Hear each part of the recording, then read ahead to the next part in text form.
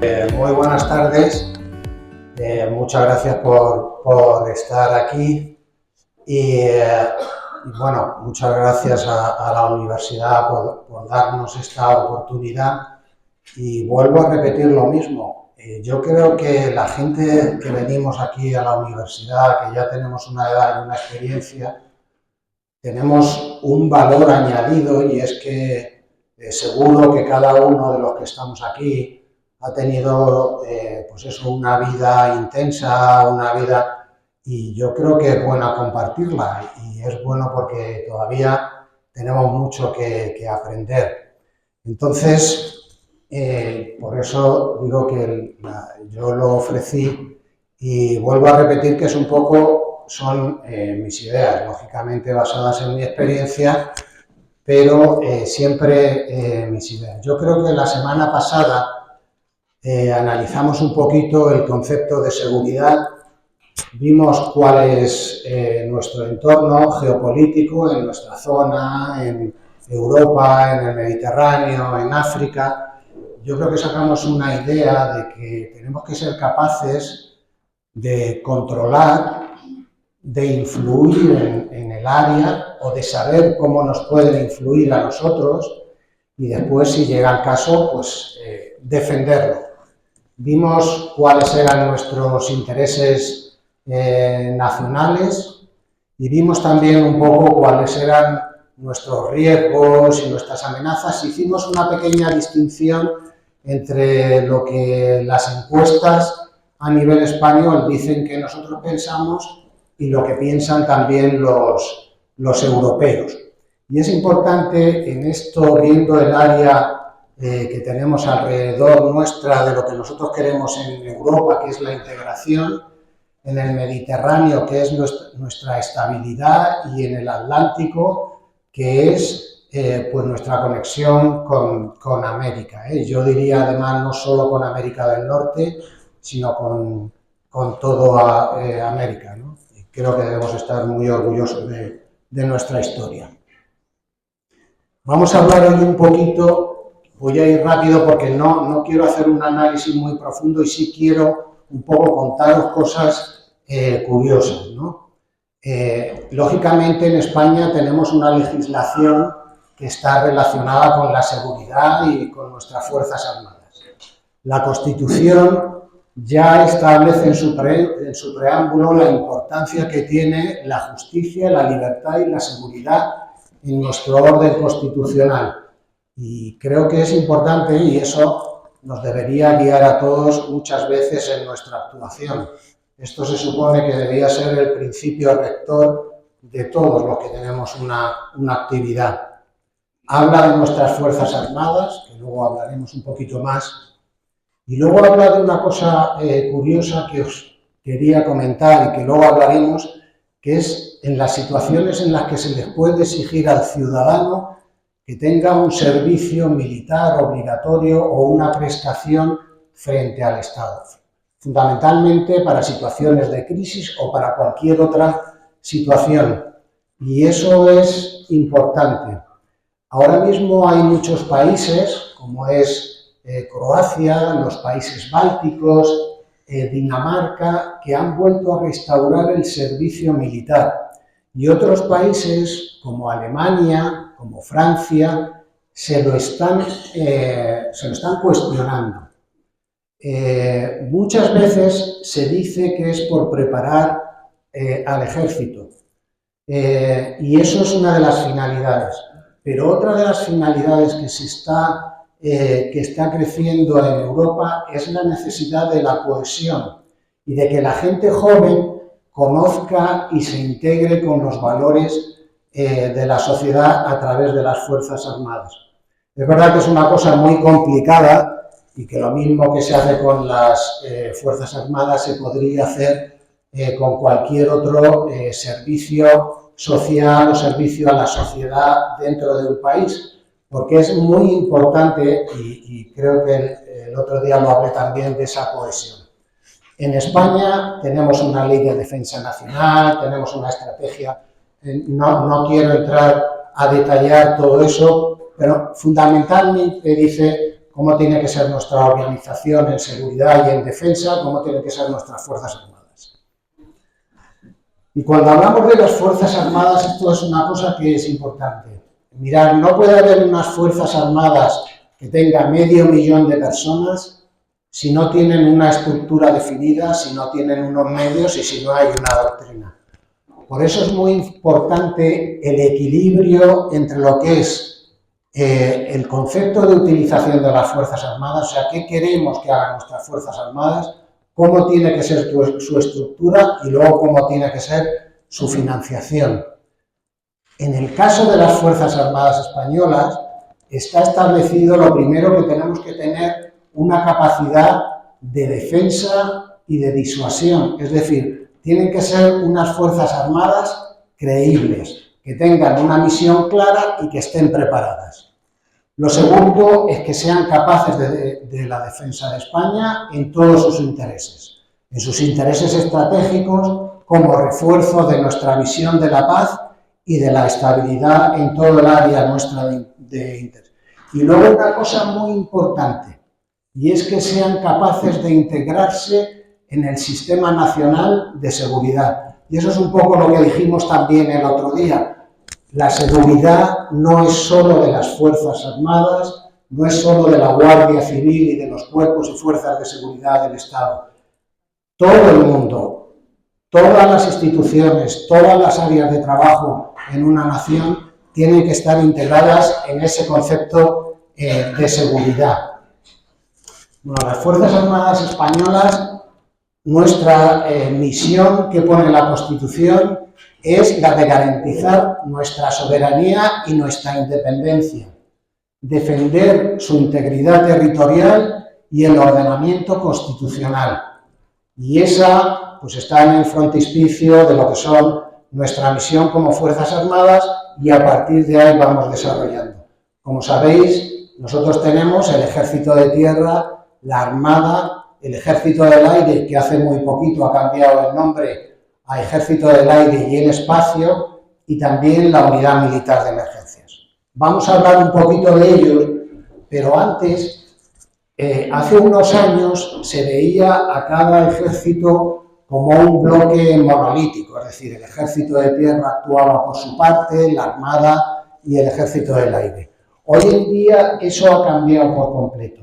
Hoy todas las operaciones se hacen lo que se llama conjunta, es decir, entre todos. De hecho, en España, los ejércitos, su misión es preparar y dotar a la fuerza, porque cuando hay una operación se pasan al jefe del Estado Mayor de la Defensa, que es el que aúna todos los esfuerzos, todas las fuerzas, y él es el que realiza la misión. Es decir, ya no hay una misión específica del Ejército del Aire, la defensa aérea participan los tres ejércitos. Y quería un poco señalaros que dentro de esa estructura de las Fuerzas Armadas conjuntas tenemos un centro de inteligencia muy potente. Seguro que todos habéis oído hablar del CNI, ¿no? El CNI, que es un poco nuestro organismo fundamental de la inteligencia. Las Fuerzas Armadas tienen un sistema de inteligencia en la que día a día pues van rellenando. Mirad, hay una cosa muy rápido. Nosotros los militares hablamos mucho del ciclo de la decisión. Cualquier mando, cualquier militar siempre tiene que estar pensando en ese círculo. Y ese círculo son 4 pasos. Lo primero, tener muy clara cuál es tu misión. ¿Cuál es tu objetivo? Lo segundo es analizar qué es lo que necesitas para cumplir tu misión, qué necesitas en material, en personal, en inteligencia. Lo tercero es evaluarlo. O sea, no se puede hacer una cosa porque sí. Tienes que coger todo eso, evaluarlo y a partir de ahí tú das las órdenes y las desarrollas. Y ese es un ciclo, y es un círculo que es muy básico, pero que para nosotros es constante. Nosotros cuando hacemos una operación, eso es lo que hacemos. Y por eso es muy importante ese mando de inteligencia. Y luego tenemos un mando conjunto de ciberseguridad, porque en las Fuerzas Armadas tenemos que ser capaces de detectar si alguien nos está atacando desde una forma cibernética y, muy importante, tenemos que tener la capacidad de responder. Es decir, no solamente saber que nos están atacando, tenemos que ser capaces de saber que nos están atacando, saberlo analizar y, si es necesario, contrarrestar ese ataque. Ese mando es muy importante. Y los dos últimos que se han puesto en funcionamiento han sido el mando operativo espacial y el mando operativo ciberespacial. Luego hablaré un poquito más de estos mandos, pero es algo nuevo y es una dimensión nueva de las Fuerzas Armadas. Este es un diagrama muy básico para que sepáis lo que son nuestras Fuerzas Armadas. Pero mirad, más que deciros que tenemos 500 aviones en el Ejército del Aire, que tenemos alrededor de 50 buques de combate, que tenemos 400 vehículos acorazados, más que los números, luego quiero repasar con vosotros un poco cuáles son las capacidades. Pero hay dos cosas que me gustaría que vierais. Lo primero es que la entidad de las Fuerzas Armadas en España es de 120.000 personas. Somos 120.000 militares los que estamos ahora mismo en activo.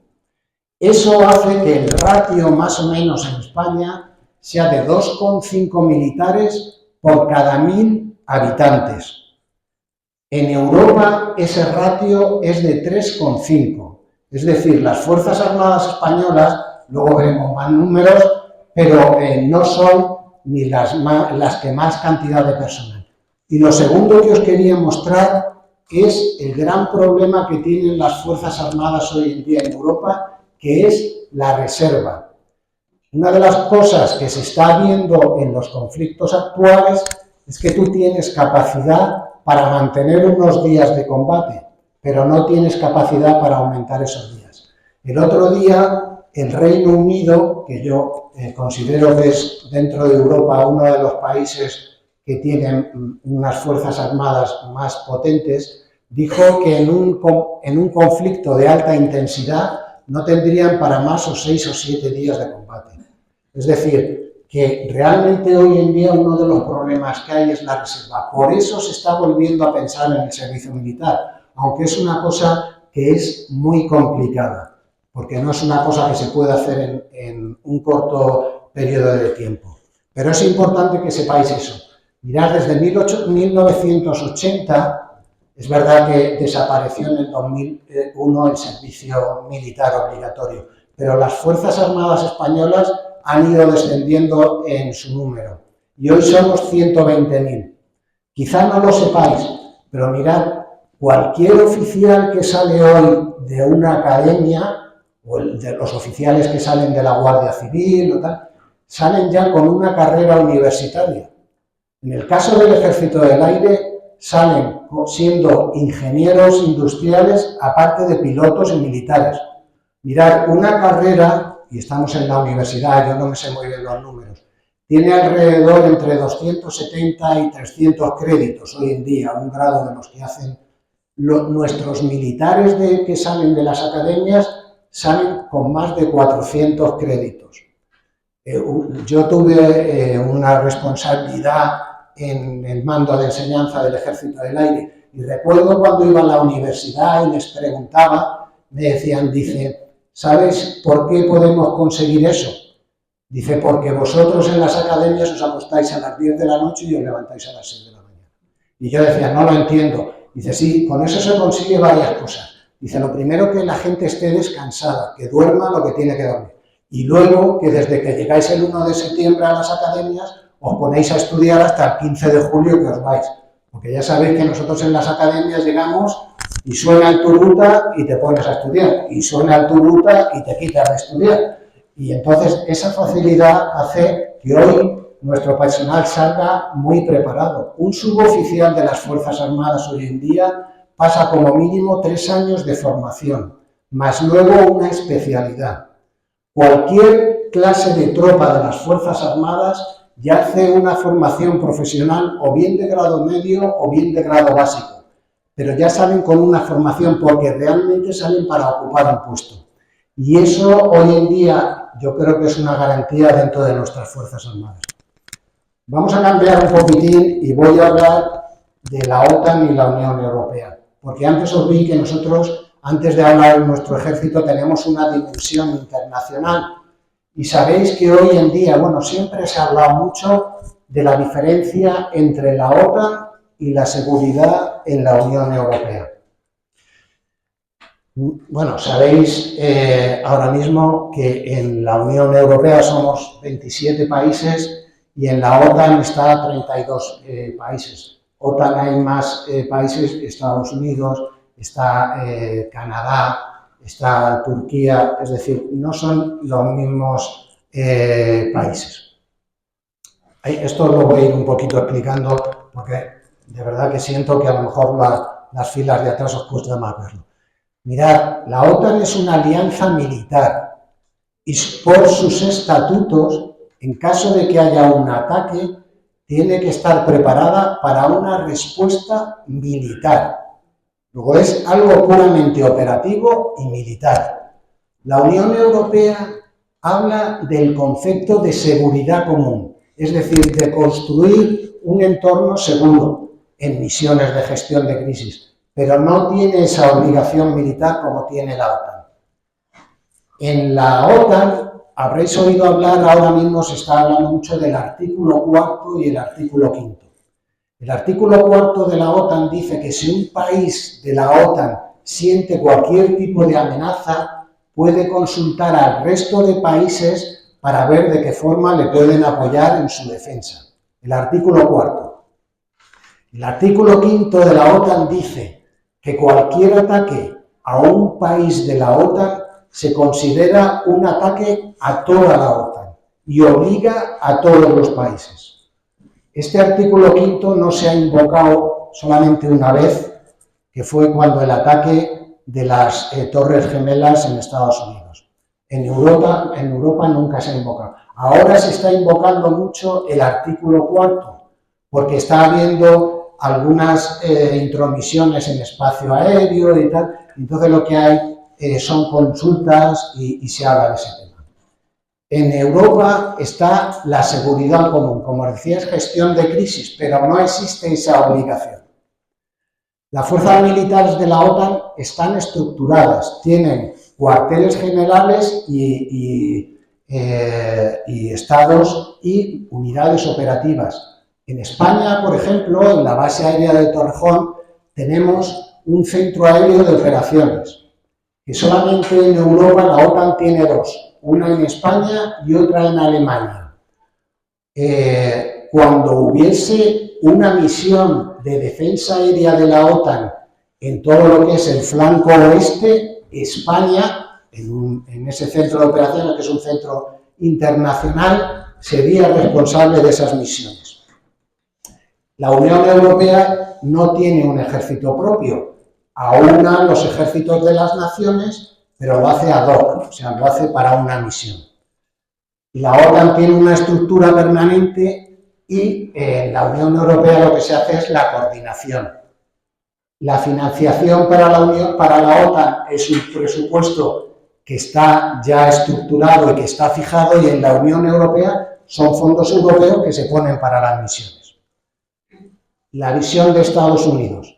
Estados Unidos es parte de la OTAN, es el país que más fondos y más medios pone a la OTAN y en cambio pues no forma parte de la Unión Europea.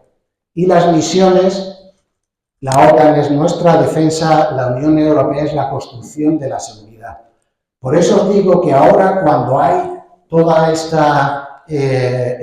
hablamos de la OTAN y de la Unión Europea, son dos cosas que son complementarias, son dos cosas que no se excluyen, pero que no son lo mismo.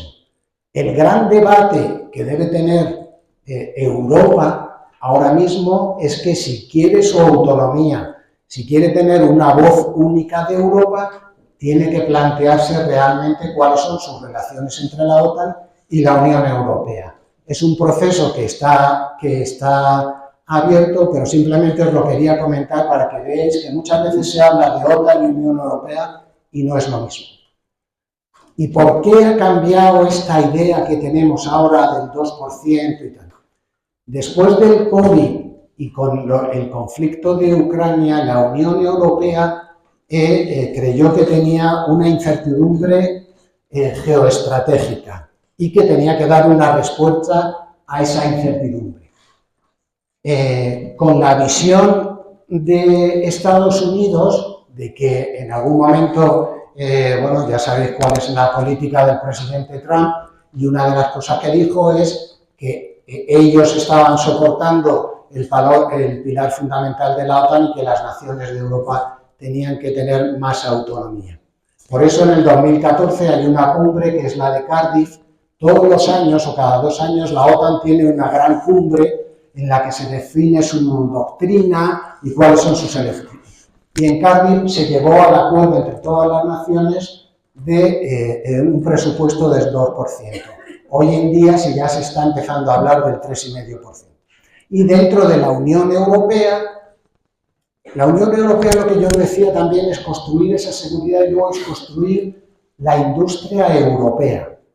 Porque uno de los problemas que tenemos, que luego veremos en Europa, es la fragmentación.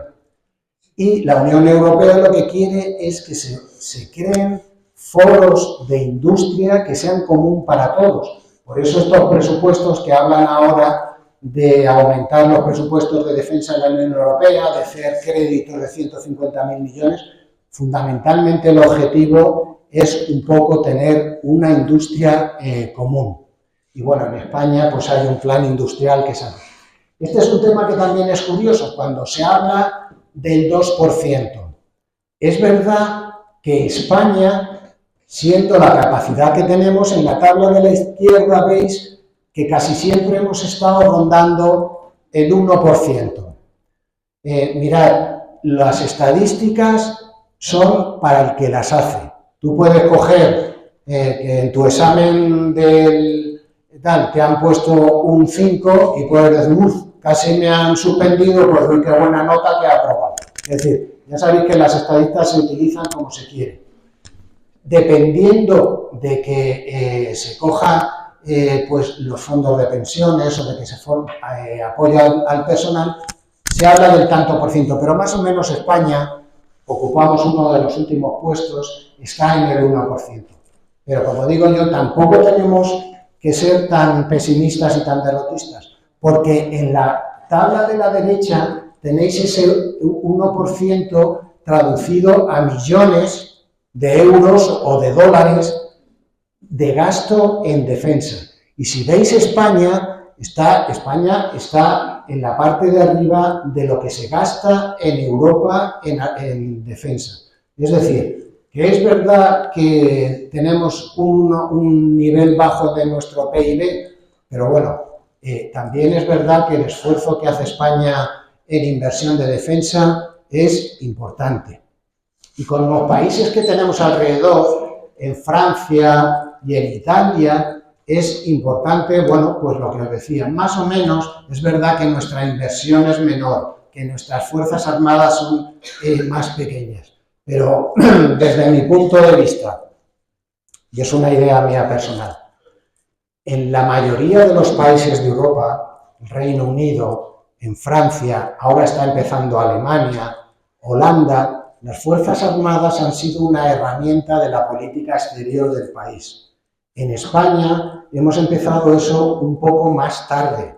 Hemos empezado a utilizar nuestras fuerzas armadas en el exterior un poco más tarde. Estamos en ese proceso un poco de igualarnos a estos países. Pero creo que no debemos tener ningún complejo. Mirad ahora mismo, hoy, en el extranjero, tenemos desplegados 5.800 militares en operaciones en todo el mundo. Son 16 misiones. Hoy en día, cualquier militar, nuestro profesional, os contará que ha estado en 1, en 2 o en 3 misiones en el extranjero. En los de mi época, todos pasamos por Bosnia, todos pasamos por Afganistán, todos hemos pasado por misiones en el extranjero. Eso nos abrió mucho los ojos, nos ayudó a coordinar con otras naciones y luego, bueno, pues a tener una experiencia que yo creo que ha exportado nuestra idea de seguridad nacional. Hoy en día España tiene desplegada en lo que es Europa, en la zona del este, tiene desplegada unidades. Fundamentalmente son unidades de movilidad del Ejército de Tierra, que luego hablaremos, unidades de defensa aérea, presencia marítima. Y aunque sé que lo sabéis todo, me gustaría hacer un apunte solamente de la misión que España hace en el Líbano. Se llama FINUL. Tenemos una base donde 650 españoles están protegiendo la frontera entre el Líbano y el Israel. Es un contingente de españoles que no tienen una misión de combate, tienen una misión de observación y de interposición. Es decir, ellos se ponen entre medias de las dos facciones para evitar que haya combate. Esa es una misión muy importante, pero hoy en día la tenemos también en los países bálticos, en Turquía, en Rumanía. Creo que os comenté el otro día que últimamente aviones españoles han salido a hacer interceptaciones reales para la vigilancia del control de nuestro espacio. Aquí tenéis una visión, esto en la página web del Estado Mayor de la Defensa, con la definición de cada una de esas misiones. Hay misiones de mantenimiento de la paz, hay misiones de construcción de la paz. Nosotros hemos tenido bastantes misiones en África, en Mali. Hemos tenido destacamentos aéreos y del Ejército de Tierra y seguimos. En Irak tenemos equipos de reconstrucción. Las Fuerzas Armadas están haciendo esas misiones y luego misiones que no nos damos cuenta, pero que están permanentemente actualizándose dentro de España. Luego os hablaré de alguna de ellas. ¿Y cuáles son las capacidades que ahora mismo están construyendo nuestras Fuerzas Armadas? La primera, la capacidad de mando y control. Esa estructura que os he enseñado antes, pues se tiene que basar en una estructura de comunicaciones. Luego os voy a hablar de una cosa también un poco más curiosa. Esa capacidad de inteligencia y de observar más allá de nuestras fronteras para saber realmente controlar qué es lo que está pasando. Protección y defensa de la fuerza, capacidad de proyección. Hoy en día las Fuerzas Armadas tienen que tener la capacidad de proyectarse en muy poco periodo de tiempo a lugares muy alejados. Y el problema de proyectar de las Fuerzas Armadas no es proyectarse, el problema es mantenerlos logísticamente. Y ese es un gran esfuerzo que se está haciendo ahora en nuestras Fuerzas Armadas. Capacidad de combate multidominio es lo que os decía antes. No solamente lo que se llama ahora la fuerza o el hard power, que es el combate con fuego real, sino el combate en el espacio, en el ciberespacio, en las ondas. Capacidad de ciberdefensa y guerra electrónica, de sostenibilidad y de apoyo a la población civil. Luego hablaremos un poquitín de la UME, pero las Fuerzas Armadas desde hace muchísimos años, siempre que hay una catástrofe o una situación de crisis, han actuado en apoyo. No voy a entrar muy en detalle en las misiones de cada uno de nuestros ejércitos. Los ejércitos en general tienen 3 misiones. La primera es la defensa de nuestra nación, la segunda es la colaboración internacional, con eso que os he dicho de las misiones Unión Europea y OTAN. Mirad, España participa en prácticamente todas las misiones militares de la Unión Europea y en gran parte de las misiones de la OTAN. Y luego, pues el apoyo a la población civil. Aquí os he puesto, ya os digo que esta presentación la va a tener María Teresa si alguien la quiere. ¿Cuáles son los principales proyectos? Pero a mí me gustaría basarme, este es un vehículo que es el 8x8, que lo está recibiendo ahora el Ejército de Tierra. Este es un producto que se está haciendo en España y que a mí, por eso os lo quería decir, porque me ha dado muchísima Creo que este era un déficit que teníamos muy grande. Mirad, desde la guerra de Bosnia, muchas de las bajas que hemos tenido de nuestros soldados ha sido por falta de protección. Nuestros soldados en el Ejército de Tierra tenían un vehículo que se llamaba el BMR, que era un vehículo de movilidad y que tenía un valor para hace unos años, pero que para las situaciones actuales de defensa era un vehículo que no se adaptaba perfectamente a la situación. Este vehículo del 8x8 crea la protección suficiente y la movilidad para que nuestra gente se mueva. Por eso yo quería señalar esto, porque me parece que era un déficit muy importante que teníamos en nuestras Fuerzas Armadas y que ahora se ha conseguido. Y otra de las cosas es, hoy en día lo que se quiere con el fuego es llevar el fuego lo más lejos de nuestras unidades. Hoy en día el combate cercano es una cosa que se intenta evitar, porque realmente tiene muchísimas bajas y no se quieren producir.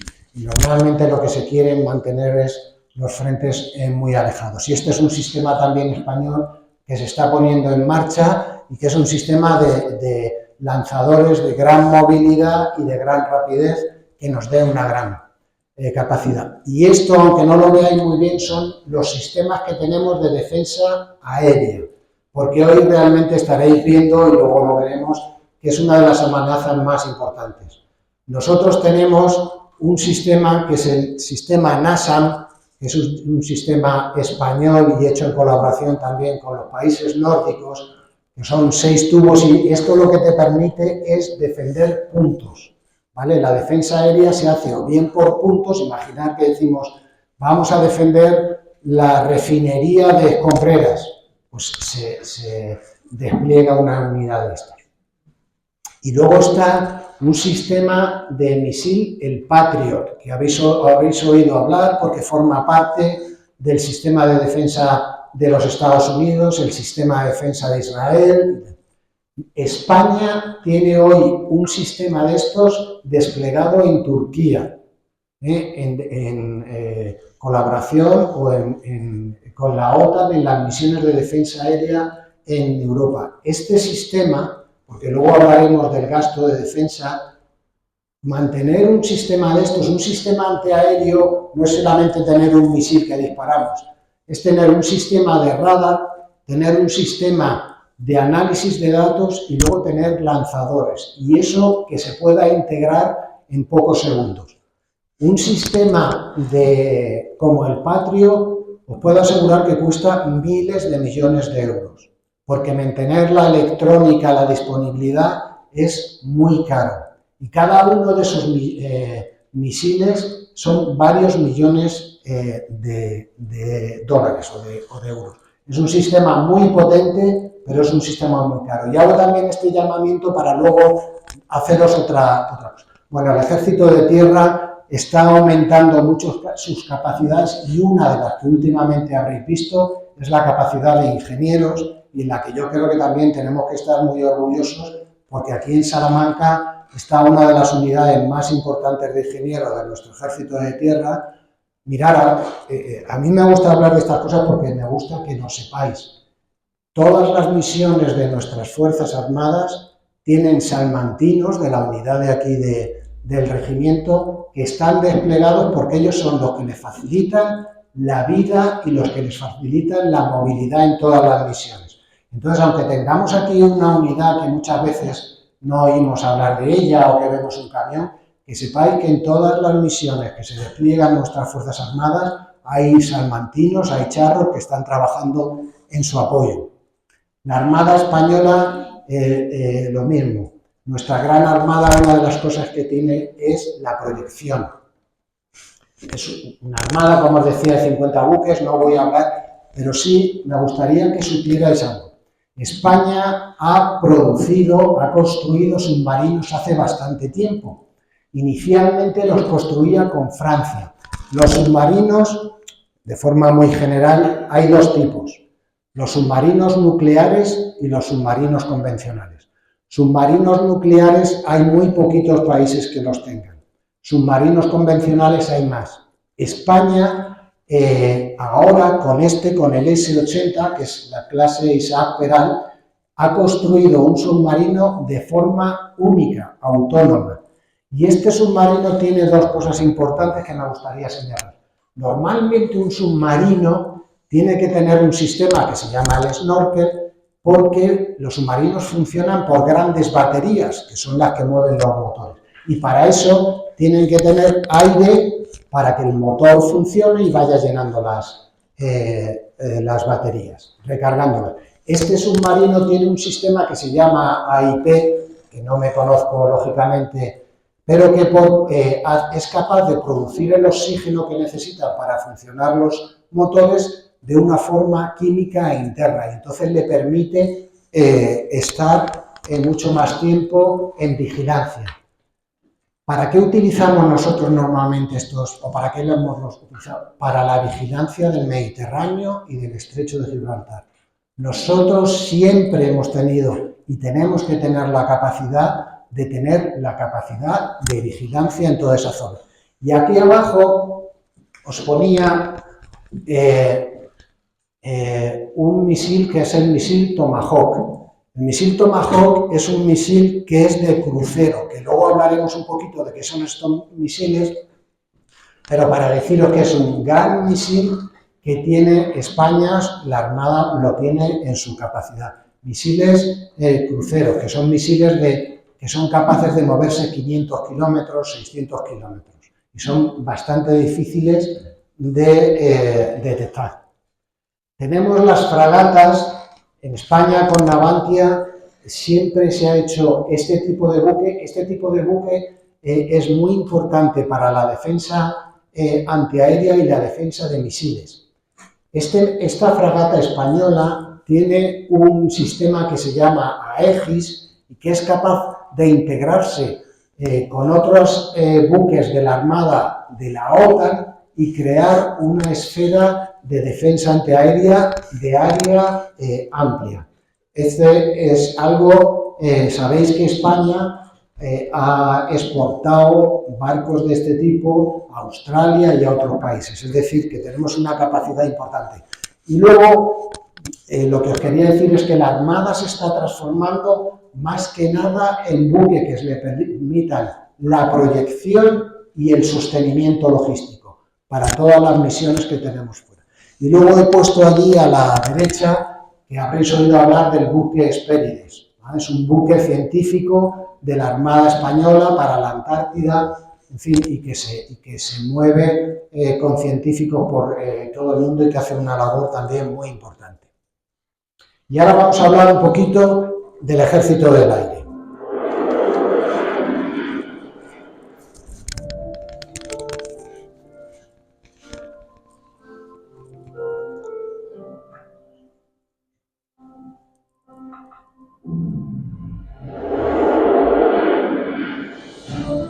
¿Cómo no voy a sentir orgullo de pertenecer a este equipo de aviadores que lo dan todo para cumplir su misión en cualquier parte del mundo,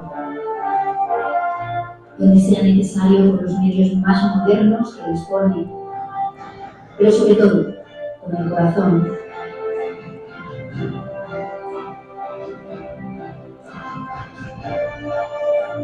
Cada día del año, durante sus 24 horas, este equipo de aviadores vigila el cielo y el espacio, comprobando que no se produce ninguna amenaza que ponga en peligro la vida de nuestras familias y dando seguridad a todas las personas que quieren visitar nuestro país. Preparados para responder con firmeza e inmediatez cuando somos requeridos, tanto en territorio nacional como para formar parte de la fuerza conjunta internacional de la que formamos parte. Allá donde quiera que sirvamos y hagamos lo que hagamos, somos aviadores españoles. Vamos donde a veces pocos desean estar, donde la recompensa es una sonrisa, donde te entregan lo que no tienen, donde un aviador debe volar. El aviador sabe lo que significa el valor del equipo. Por eso aprendimos a soñar juntos, a conectarnos de forma invisible, a realizar nuestro trabajo con ilusión. Juntos superamos la adversidad con valentía y fortaleza. Trabajamos en operaciones humanitarias en todo el mundo. Cuando una guerra vuelve, sabemos que nuestro trabajo ha merecido la pena. Nuestro compromiso con el deber y vuestro apoyo nos hace ser grandes y fuertes para seguir poniendo todo nuestro esfuerzo en que nuestro cielo y nuestro espacio sigan siendo seguros.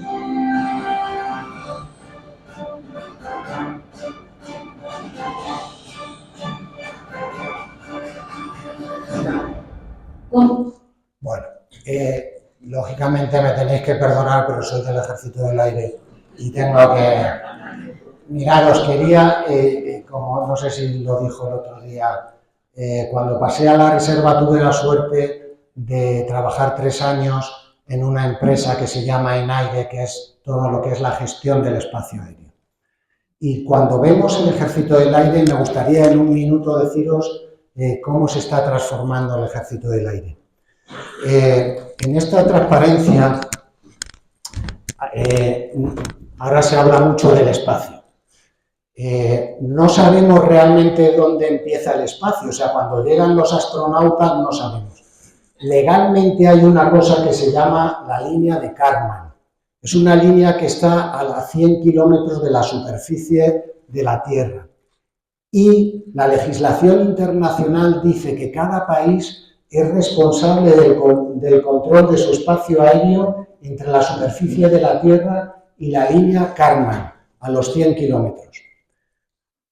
Hoy en día, los aviones civiles, los aviones militares, nos movemos realmente hasta los 22 kilómetros. Entre los 22 kilómetros y la línea Kármán, es decir, más de 70 kilómetros, ahí no tenemos capacidad, no hay mucho movimiento. Bueno, eso está cambiando y hoy en día hay una nueva forma de moverse por ese espacio. Igualmente está el tema de los UAVs, el tema de los helicópteros, el tema de los globos. Mirad, ese es un mapa que he puesto del tráfico aéreo. Cuando nosotros nos montamos en un avión civil, vamos por una cosa que se llaman aerovías, que son las carreteras del espacio. Y ahí a la derecha veis, eso es una fotografía, en un momento determinado de la capacidad de aviones que hay en Europa. En España aproximadamente hay unos 6.000 movimientos de aviones al día. Es un movimiento impresionante. Bueno, todo eso va a cambiar. Las aerovías van a desaparecer. Fundamentalmente vamos a una era en que los aviones se van a separar los unos de los otros ellos mismos, por inteligencia artificial. Y entonces no van a seguir un camino. Si la meteorología y todo dice que vayan por otro camino, sobre todo para los saltos de los océanos y tal, eso va a cambiar por completo. Pero mirad, ahora mismo hay una cosa que se está definiendo que se llama el U-Space, que es el espacio que tenemos aquí y que se va a llenar de drones muy pronto. Es verdad que ahora mismo en la televisión salen los drones de taxi para llevarte de un sitio a otro. Bueno, eso llegará, pero lo que es una realidad es que hoy en día ya ha empezado entre hospitales y entre fábricas a que haya un tráfico de drones con carga real. Y ahora mismo hay una cosa que se está haciendo en España y es que, mirad, cada punto de los que está en esta habitación, en este aula, cada una de vuestras mesas tiene unas coordenadas de longitud y de latitud. Hoy en día se están levantando para que no sean solo de longitud y de latitud, sino también de altitud, para que haya unos mapas que permitan que dentro de unos años, cuando pidamos una cosa a Amazon, venga en un dron y nos la deje en un punto. O cuando necesitemos una medicina en un pueblo, vaya un dron y la deje. Pero eso, que va a ser todo automático, y todo eso va a cambiar, está cambiando. Esa es un poco la revolución del espacio. Y luego habréis visto en televisión a Elon Musk, a Bezos, a Virgin, etc. Ellos hablan del turismo espacial. Mirad, ese es el titular, esas son las primeras palabras, pero no lo que hay debajo. Lo que hay debajo es que se va a desarrollar un comercio y una tecnología en ese espacio que yo os he dicho de los 80, que ellos son los que quieren dominar.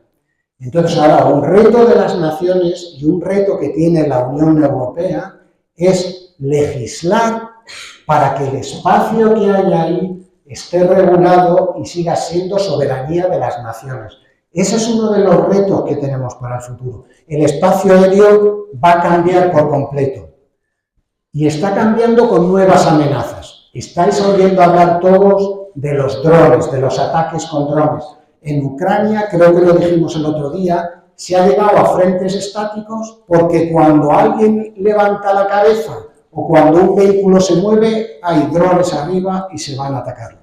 Y mirad, perdonadme de verdad que me da rabia que no podáis ver esto. Un avión de combate cuesta entre 30 y 70 millones de dólares. Un dron de los que están utilizando en los conflictos hoy en día, el Shahed, que es un dron iraní y tal, cuesta 20.000 dólares. Es decir, con lo que cuesta un avión de combate puedes tener cientos de drones. Y si tienes un buen sistema, esa es una amenaza. Esta es una gráfica de cómo han subido los ataques con dron en el conflicto de Ucrania. Es un arma que es una realidad y que tenemos que estar capaces de contrarrestarla. Y otra cosa que habréis oído son los nuevos misiles, que dicen que son muy complicados. Antiguamente, antes, había los misiles intercontinentales. Los misiles intercontinentales, que son los que llevan las ojivas nucleares, se lanzan en un punto de la Tierra, suben al espacio, hacen una trayectoria parabólica y luego vuelven a entrar en la Tierra y van a su objetivo. Esos eran fáciles de detectar y normalmente con ese tipo de misiles que yo os he dicho antes, pues tenían una cierta capacidad de neutralizar. Hoy en día se están hablando de dos nuevos tipos de misiles. Uno es el misil crucero, que es el que yo os he dicho, que es un misil que puede volar pues, a lo mejor a 400, 500 pies y que se puede mover. Y los últimos de los que se está hablando son los hipersónicos. Son misiles que van a 5 veces la velocidad del sonido y que son capaces de cambiar su trayectoria en un momento dado. Eso es una nueva amenaza para la que hay que prepararse. Por eso, ahora mismo hay un salto tecnológico muy grande para dar, porque hoy en día, para un dron o para un misil de estos, se utiliza otro misil para neutralizarlo. El futuro no es ese. Seguramente el futuro para todo este tipo de misiles van a ser los rayos láser. Es decir, porque son capaces de crear unas cortinas de defensa mucho más amplias y mucho más efectivas. Bueno, el Ejército del Aire tiene sus misiles, pero es muy rápido que no me quiero pasar mi tiempo. Una cosa importante, cuando vais por la carretera, habéis visto estas bolas que son radares y tal. El Ejército del Aire mantiene un control de todo lo que se mueve en nuestro espacio aéreo 24 horas al día. Les llamamos las escuadrones de vigilancia aérea, están por toda la península y es una de las grandes capacidades que tiene nuestro Ejército del Aire. Y os quería hablar de esto, que es el COVE, el Centro de Vigilancia Espacial del Ejército del Aire. Porque hoy en día esa capacidad espacial, si tenemos que ser capaces de controlarlo, tenemos que saber lo que pasa. Y ese es el gran esfuerzo que está haciendo hoy en día el Ejército del Aire, y es levantar los ojos al cielo, levantarlo a esa línea de Kármán a ver qué es lo que va a pasar. ¿Y por qué es importante? Mirad, os pongo ahí abajo a la derecha un cohete chino. Esa crisis la viví yo. En octubre, mirad, perdonad, rebobino un poco. Todos los países, cuando hacen un lanzamiento de un cohete, tienen que declararlo, porque los cohetes van dejando fases en el camino que vuelven a la Tierra, y entonces los países tienen que saber que va a haber esas fases, en fin, para saber lo que está pasando. Eso lo hacen todos los países del mundo, los chinos no lo hacen, y otros países tampoco lo hacen. En octubre del 22 hubo un lanzamiento de un cohete chino que no se dijo, y nosotros con este centro y con otros centros de la OTAN, etcétera, vimos que en España había una cierta posibilidad de que cayeran los restos de ese cohete. Digo que lo viví porque en ese momento estaba en coordinación civil-militar, se hizo una coordinación, aunque no se notó, se cerró el espacio aéreo de España durante un periodo de tiempo, luego este cohete, los restos de ese cohete cayeron en el Pacífico. Para saber dónde va a caer un cohete hay, en fin, cantidad de fórmulas, pero solamente cuando está a muy poquitas horas de caer se sabe, porque cuando un resto de un cohete entra en la atmósfera, normalmente se desintegra, y si no cambia su masa, y si cambia su masa y velocidad, cambia completamente su punto de impacto. Luego, para deciros lo importante que es esto. Bueno, tenemos nuestros sistemas de armas que se están renovando. Hay una cosa también por curiosidad, los aviones de combate se hablan por generaciones. Hoy en día se está hablando ya de la sexta generación. La sexta generación de aviones de combate serán aviones que no irán solos, irán acompañados de drones y de otros sistemas de armas y que ya no trabajarán como unidades aisladas, sino como fuentes y sobre todo de integración de información. Bueno, muy importante. Y abajo os he puesto una fotografía de un helicóptero nuevo de rescate y de operaciones especiales del Ejército del Aire, que es el NH-90, y un avión apagafuegos que todos lo conocéis. Y bueno, lo pongo aparte de que sea del Ejército del Aire, porque tengo dos hijos que vuelan esos aviones y está aquí su madre y luego se lo te quiere decir. Vale, tenemos el Predator, que es un UAV estratégico, es un UAV, un dron de observación que tenemos, está en Talavera. Mirad, este UAV es capaz de estar 27 horas en el aire. Entonces, es un UAV que te da una visión, y no sé si estaba ahí, si no lo tenía que haber puesto, ahí a la derecha el SpainSat. Mirad, España últimamente ha lanzado 2 satélites, el último hace unas semanas, el SpainSat, que son satélites de comunicaciones militares, ¿vale? Pero España ya tiene una capacidad que está poniendo en el espacio. Todos estos satélites son tan importantes.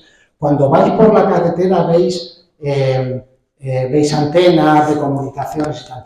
Todo eso está cambiando. Todo lo que es las comunicaciones, la transmisión de datos, todo eso va a cambiar al espacio. Se están creando constelaciones de satélites. Los satélites están en órbitas bajas a partir de 200 kilómetros hasta la geoestacionaria, que sabéis que está a 37.000 kilómetros. Ahí se están poniendo infinidad de constelaciones. Elon Musk es uno de los que lo está poniendo con Starlink, porque lo que se quiere es, hoy en día, controlar el traslado de comunicación y de información. Y eso se va a hacer desde el espacio. Por eso es importante tener esa capacidad. Y ahora os quería hablar de otra de mis unidades que me gustan.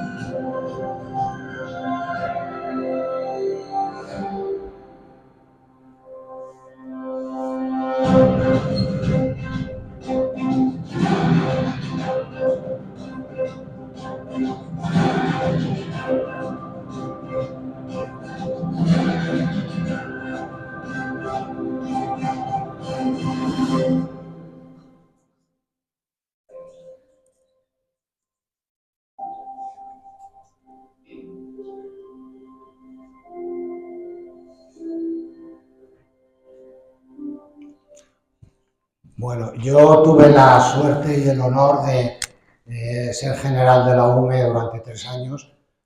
Os puedo asegurar que fue una experiencia maravillosa, y toda esa gente que veis ahí son los mismos. Cuando llegan las nevadas se ponen de nevada, cuando llegan los incendios forestales se ponen de incendios forestales, es gente que está muy incentivada. ¿Por qué surgió la UME? Esa es una de las preguntas que hoy en día mucha gente se hace. Mirad, la UME hubo unos incendios en Guadalajara en el año 2005. Y el gobierno en aquel momento sintió la necesidad de que hubiera una fuerza que fuera capaz de responder en todo el territorio nacional. Entre paréntesis, otra idea mía personal. Mirad, la cesión de la gestión de crisis está en las comunidades autónomas. Y en España tenemos una dirección de gestión de emergencias a nivel nacional, pero esa dirección es una dirección de coordinación.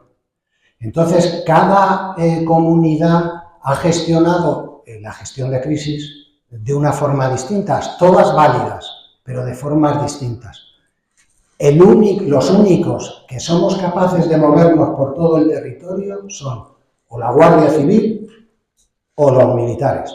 En aquel momento se pensó, tenemos que tener una guardia que tenga presencia en todo el territorio nacional, que tenga capacidad y que lo pueda hacer. Y por eso nació la Unidad Militar de Emergencia, porque esa necesidad se sintió, porque era una necesidad a nivel nacional. Bueno, esto simplemente para que sepáis, ahora se han cumplido 20 años de la UME, infinidad de misiones, todos recordamos, no quiero perder, pero mirad, esto sí que es cierto, la UME tiene la obligación de estar presente en cualquier punto de España en menos de 4 horas.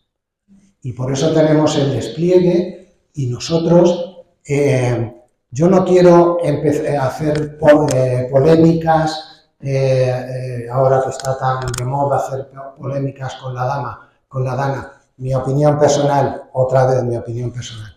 Yo creo que en la DANA falló el sistema, no falló ni A, ni B, ni C, falló el sistema, y lo que yo creo que deberíamos hacer es dejar que los técnicos hagan sus análisis y crear la normativa y las unidades que permitan que eso no vuelva a pasar. Las emergencias y las crisis nos sorprenden a todos, pero que es muy importante. Bueno, esto simplemente para deciros que la UME tiene una capacidad de en 15 minutos ponerse en movimiento con una unidad pequeña que la que va es al reconocimiento y en 24 horas poner toda esa capacidad que tenéis ahí. Bueno, es muy importante un regimiento de transmisiones, de apoyo, y que la UME es una unidad de intervención.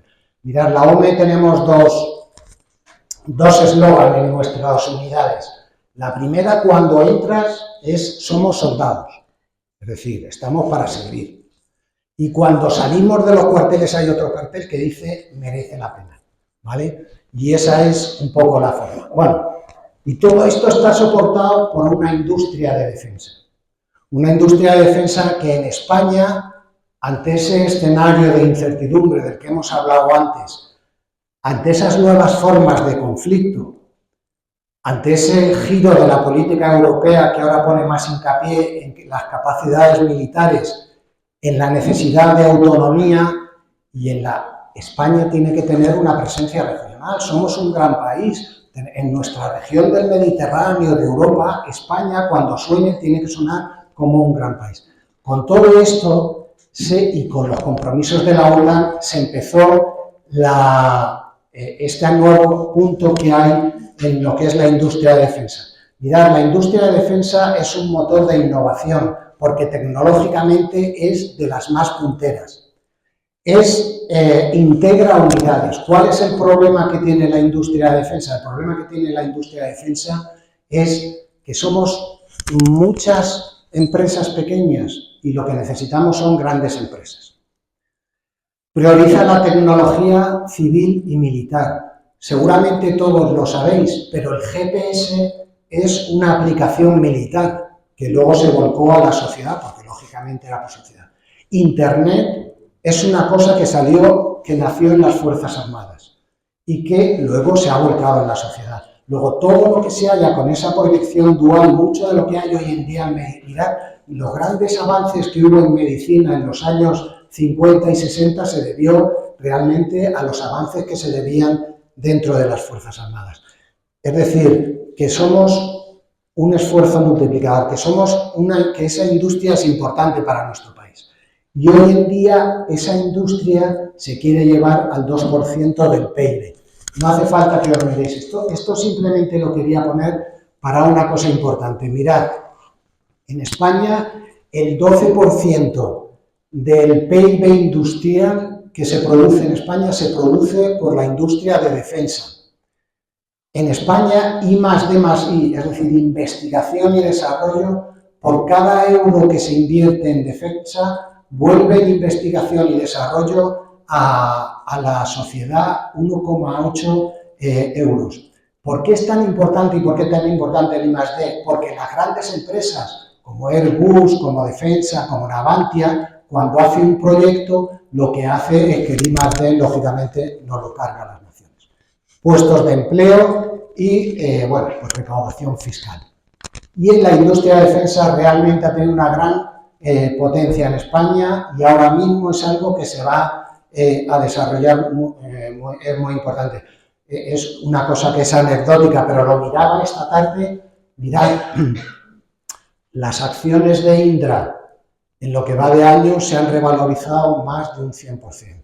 Es decir, que es verdad que hoy en día hay una industria en defensa que tiene que apoyar nuestra seguridad, pero como digo, es un poco para todo lo que es. Y hay un plan industrial en España, que sabéis que publicó el gobierno, el presidente de gobierno, en el que va a haber muchos ingresos en personal. Mirad, todo eso que os he dicho del espacio, ciberseguridad, requiere personas y requiere personas formadas. Tú no puedes poner a alguien que no, en ciberseguridad, que no entienda de ciberseguridad o del espacio.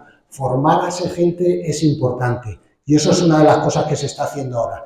Desarrollo tecnológico. En España ahora mismo hay una gran inversión en todo lo que es desarrollo tecnológico, que gran parte irá a las Fuerzas Armadas y otra parte, lógicamente, irá a la sociedad civil. Sistemas de armas que se están comprando. Mirad, yo también tuve la oportunidad de estar en la división de planes del Estado Mayor Conjunto. Hoy en día uno de los problemas que hay es lo que se llaman las reservas de armamento y es hacer que todos los países tengan el armamento suficiente para aguantar en sus operaciones. Y luego misiones en el exterior. No quiero acabar porque no quiero pasarme de tiempo. Creo que hemos visto estos días cuál es el valor de la seguridad. Creo que estamos en un escenario complejo que lo que requiere es lo que yo os decía, ese debate. No sabemos lo que va a pasar dentro de unos años. Es muy difícil decirlo, pero es importante que estemos preparados, que seamos conscientes de que tenemos que hacer eso. Y hay otra cosa también que os digo fundamentalmente. Tenemos que tener ese debate porque uno de los refuerzos del Estado, tal como lo entendemos hoy en día, tiene que estar basado en la seguridad. Tiene que ser uno de sus pilares. Nuestras Fuerzas Armadas son un valor para la sociedad, son un valor en nuestra defensa, en nuestra seguridad y en apoyo a la sociedad civil. Y tenemos una potente industria de defensa. Pero sobre todo, la seguridad en nuestras Fuerzas Armadas es un compromiso de todos. Yo siempre decía, cuando tenía que hablar, yo decía que las Fuerzas Armadas españolas serán lo que sea la sociedad española, lo que la sociedad nos demande, porque a los militares se nos tiene que juzgar no por lo que decimos, sino por lo que hacemos. Y no por nuestras apariencias, sino que por lo que seamos capaces de hacer realmente por la sociedad. Bueno, pues muchísimas gracias. Espero que os haya interesado estas dos conferencias y simplemente pues abrirme a vosotros a lo que haga falta y en fin, ofrecerme para lo que queráis. Muchísimas gracias.